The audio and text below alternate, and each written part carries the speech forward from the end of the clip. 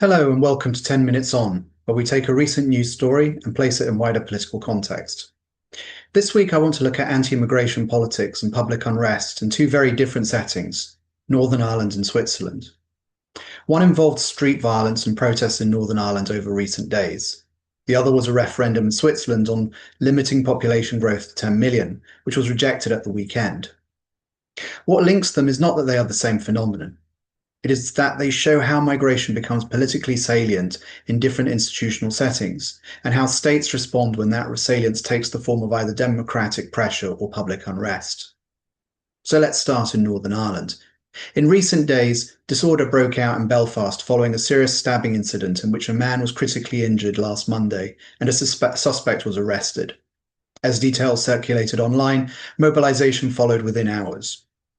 What emerged was not a unified protest movement, but a fragmented set of responses that only becomes clear when analysed after the fact.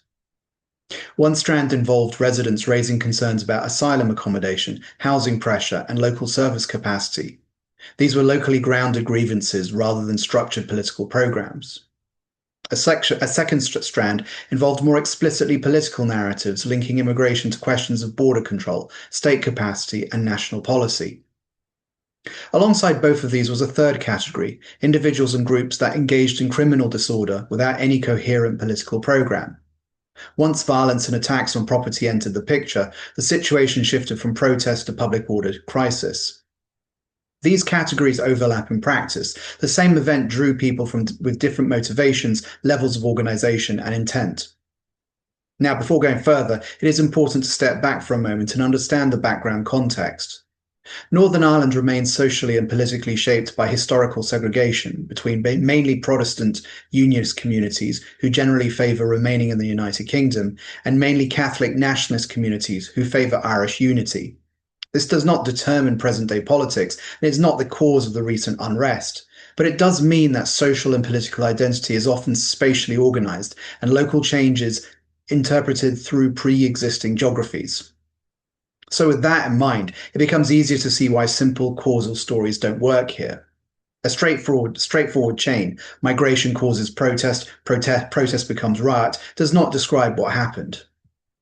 The stabbing, its rapid circulation online, and pre-existing concerns about housing, services, and immigration interacted simultaneously. They produced multiple overlapping forms of mobilization: peaceful protest, grievance expression, political messaging, and criminal disorder. Most of the time, these issues are expressed through conventional politics: elections, parties, media debate, and policy making. Last week was unusual because a violent incident acted as a catalyst, accelerating mobilization around concerns that already existed and compressing the time in which people reacted to them. It did not create concerns about immigration or housing. It instead intensified and concentrated them. Now, shifting from events to institutions, the question becomes, how does the state respond? The response from the Northern Ireland Executive and the UK government follows a consistent pattern across two time horizons. In the immediate aftermath of unrest, the response is containment, policing, arrests related to disorder, public order management, and clear statements distinguishing lawful protest from violence. Authorities have also investigated online material linked to incitement or coordination. In the short term, governments are generally resistant to translating unrest into immediate policy change. This is not because concerns about housing or asylum accommodation or public services are dismissed. It is because responding directly to coercive pressure risks incentivizing further escalation and undermining procedural authority. However, this is not the same as non-response. Over longer periods, UK immigration and asylum policy has changed repeatedly through visa rules, enforcement capacity, asylum procedures, labour migration systems, and border policy adjustments. These changes reflect accumulated political pressure, electoral incentives, and administrative constraints. So the key distinction is not response versus non-response, but containment in the short term and adaptation in the long term. Now let's turn to Switzerland. At the weekend, voters rejected a proposal which was backed by the country's main right-wing populist Swiss People's Party to cap the population at 10 million. The proposal would have imposed strict limits on immigration and potentially constrained Switzerland's arrangements with the European Union on free movement. The result was 55% against and 40% in favour.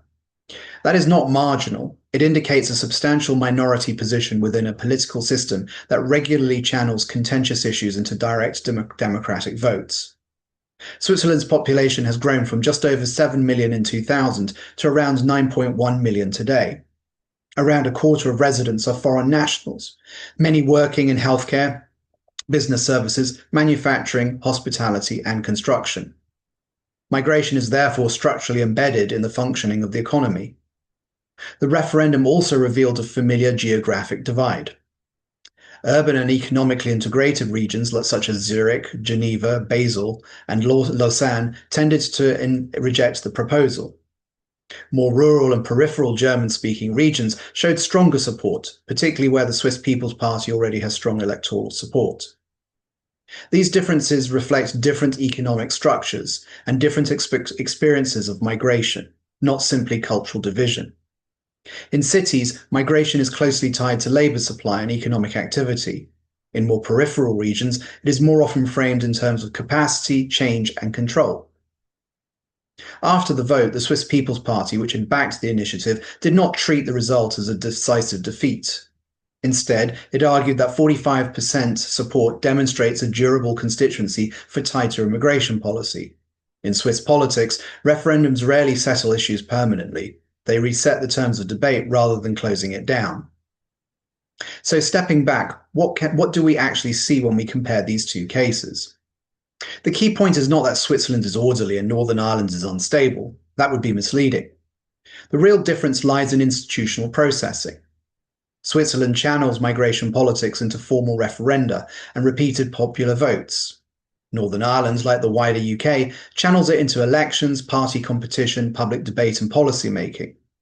Last week's unrest was not a normal form of political expression. It was an exceptional moment in which a violent incident acted as a catalyst, accelerating mobilization around pre-existing concerns, some of which spilled into disorder. Now, the broader structural point here. Migration is not a policy switch. It is shaped by democratic change, labour demand, economic integration, geography, conflict, and established migration networks. States can influence it, but only partially. They can regulate routes, adjust legal categories, and change incentives, but migration does not have a stable off position. It is better understood as a persistent pressure within interconnected economic and political systems. And finally, something about the question of government response. It is important not to misread state action as either absence or simple compliance. In the short term, governments prioritise public order and institutional stability. In the long term, policy does change through accumulated political pressure, electoral incentives, and administrative adaptation. But that responsiveness does not settle the issue. Immigration politics often operates through a moving baseline. Policy changes are absorbed into the expectations, and political actors adjust their demands accordingly. As a result, migration can remain politically salient even when governments are responding. So the question is not whether governments act or fail to act. It is whether a continuously adapting policy system can stabilize a phenomenon that is itself continuously shaped by economic, demographic, and political change. Thank you for listening to 10 Minutes On. I'll be back again next week with another episode. Have a good week and goodbye.